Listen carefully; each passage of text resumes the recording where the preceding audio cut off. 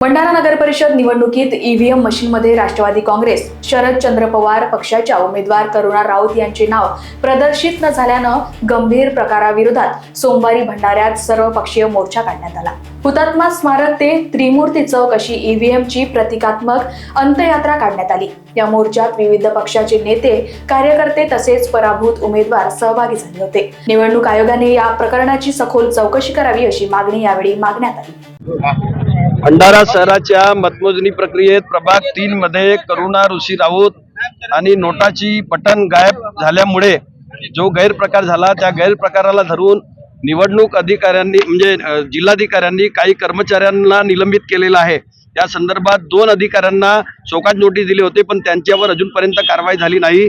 आजचा हा जो मोर्चा आहे, हा मोर्चा आमच्या 2 मागण्यासाठी होता। एक तर भंडारा शहराची निवडणूक पुन्हा घेण्यात यावी, ती पण बॅलॉट पेपरवर घेण्यात यावी, आणि त्याबरोबरच ज्या 2 अधिकाऱ्यांना शोकाज नोटीस दिले त्यांना निलंबित करण्यात यावे।